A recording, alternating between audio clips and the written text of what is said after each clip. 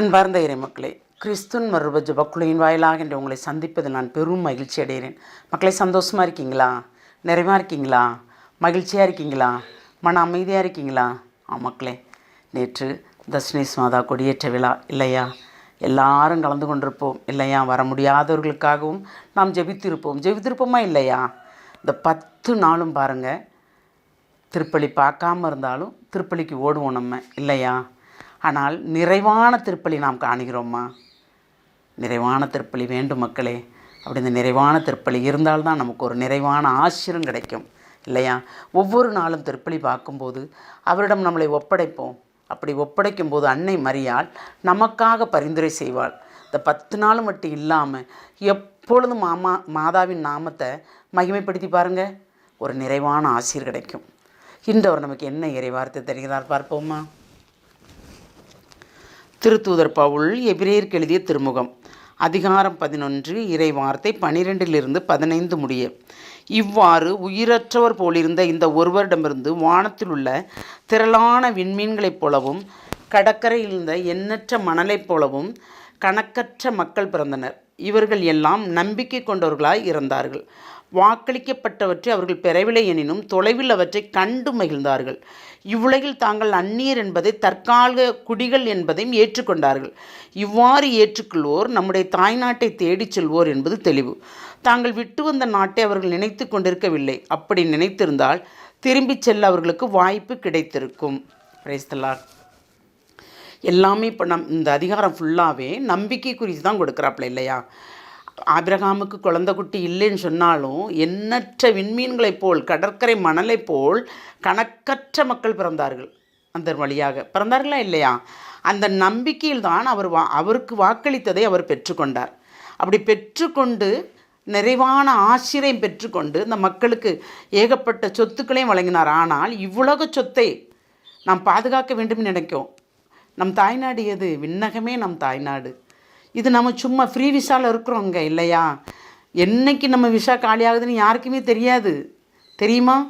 இல்லை, மரணம் கண் முன்னால் நமக்கு தெரிந்திருந்தால் நாம் நிறைவாக வாழ்வோமா? முடியாது, வாழ முடியாது. மரணம் கண்ணுக்கு முன்னால் தெரிந்தால் நம்மளால் நிறைவாக வாழ முடியாது. அதுதான். அப்போது நம்ம ஃப்ரீ விசாவில் இருக்கிறோம். எல்லாத்தையும் சேர்த்து நம்ம போகும்போது கொண்டு போக முடியுமா? இல்லை, நமக்கு நற்செயல்களை தான் கொண்டு போக முடியும். அப்போ நாம் இங்கே உலகத்தில் வாழும்போதே நாம் என்ன செய்ய வேண்டும்? தான தர்மங்கள், விதவைகள், கைவிடப்பட்டவர்கள், அனாதைகள், ஆதரவற்றோர்கள், உண்ண உணவில்லாதவர்கள், உடுத்த உடையில்லாதவர்கள், யாராக இருந்தாலும் யாரையெல்லாம் உதவி செய்ய வேண்டும் என்று ஆவியானவர் தோன்றுகிறாரோ அவர்களுக்கு நாம் உதவி செய்யலாம். ஆனால் செய்யும்போது ஒரு கைக்கு செய்வது ஒரு கைக்கு தெரியாமல் செய்ய வேண்டும். அப்படி செய்வது தான் இறைவனுக்கு உகந்த வாழ்க்கை இல்லையா? அப்போ நாம் ஒவ்வொரு நொடிப்பொழுதும் நாம் நினைத்து கொண்டு இருக்கின்ற ஒவ்வொரு வாழ்க்கையும் நம்மள்ட்ட தங்குற வாழ்க்கையா இவ்வுலகத்தில்? இல்லை, நாம் சேர்க்கின்ற நற்காரியங்கள் மட்டும்தான் நம்மளை சேரும். எவ்வளவு தான் நம்ம சொத்து சேர்த்தாலும் அந்த சொத்து நம்ம கூட வரப்போகிறதே இல்லை இறுதி காலத்தில் இல்லையா? சொத்து சேர்த்துருந்தாலும் பிள்ளைங்க நம்மளை அந்த சொத்தை ஆளும்படி செய்ய போகிறதில்லை, சண்டைகளாக தான் இருக்கும். ஏனென்றால் நாம் ஓடி ஓடி உழைத்து நம் பிள்ளைகளை ஊதாரியாக்குற ஒரு பெற்றோர்களும் இருக்கிறார்கள். நல்ல உழைப்பை கொண்டு பிள்ளைங்கள் உழைக்கின்றவர்களும் இருக்கிறார்கள் இல்லையா? இப்போ 2 வகையான உழைப்பை கொண்டு உழைப்பவர்கள் இருக்கிறார்கள். சோம்பேறித்தனமாக இருப்பவர்களும் இருக்கிறார்கள். எந்த நிலையில்? எல்லாம் இறைவன் தருவார். எப்படி தருவார்? உழைத்தால்தான் ஊதியம். அப்படி உழைக்கலைன்னா என்ன கிடைக்கும் நமக்கு? எதுவுமே கிடைக்காதே இல்லையா? அதனால தான் இறைவனை மட்டும் நாம் நம்பி இருந்தால் நமக்கு அவர் என்ன வாக்களித்திருக்கிறாரோ, தந்தை ஆபிரகாமுக்கு வாக்களித்தது போல் நமக்கு ஒரு வாக்கு கொடுத்திருப்பார். அந்த வாக்கின்படி நம்மளை நிறைவாக அவர் ஆசீர்வதிப்பார். அப்படி ஆசீர்வதிப்பதற்கு தான் நாம் ஒவ்வொரு நாளும் அவரை மன்றாட வேண்டும். அப்படி மன்றாடும் போது தான் நமக்கு எல்லாமே நிறைவாக இருக்கும். ஏனென்றால் நாம் ஒவ்வொரு நொடிப்பொழுதும் நம்முடைய தாய்நாட்டை தேடி செல்வோம் என்று நாம் நினைத்து கொண்டிருந்தால், இப்போ வெளிநாட்டில் இருக்கிறாங்க, நான் என் தாய்நாட்டுக்கு வரணும் ஆண்டவரேன்னு நினச்சா கண்டிப்பாக அவர் கூட்டிகிட்டு வருவாரா மாட்டாரா? நான் என்னைக்கு போவேன், என்னைக்கு சேருவேன் அப்படின்னு நினச்சா நாம் சிந்திக்கின்ற சொல்லும் செயலும் தான் நமக்கு அது மூலதனமாக இருக்கும். நாம் எப்படி இருக்கிறோம்? எந்த நிலையில் இருக்கிறோம்? பிறருக்காக ஜெபிக்கின்றவர்களாக இருக்கிறோமா?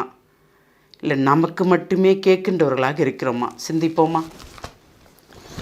எல்லாம் வல்ல இறைவா, ஆமாண்டவரே, ஒவ்வொரு நொடிப்பொழுதும் ஒவ்வொரு விதமான ஆசீர்வாதத்தை தந்து உனக்கு மட்டுமல்ல பிறருக்காகவும் என்று நீர் எங்களை உணர்த்துகிறீர் ஆண்டவரே. நாங்கள் என்ன கேட்டாலும் பிறருக்காக முதலில் கேட்கும்படி எங்களை ஆசீர்வதியும் ஆண்டவரே. எங்களை நீர் பார்த்து கொள்வீர் என்ற அந்த நிறைவோடு நாங்கள் இருக்கும்படி நீர் செய்வீர் என்று நாங்கள் விசுவசிக்கிறோம். அந்த விசுவாசத்தில் நாங்கள் வாழ்கிறோம் ஆண்டவரே. ஆமாண்டவரே, விசுவாசமும் நம்பிக்கையும் எங்களுக்கு தளராதவாறு நீர்தாமே எங்களுக்கு உறுதுணையாக இருந்து எங்களை வழிநடத்த வேண்டும் என்று உம்மை இறைஞ்சி மன்றாடுகிறோம். எங்கள் ஜெபம் கேட்கும் நல்ல பிதாவே. ஆமேன், ஆமேன், ஆமேன்.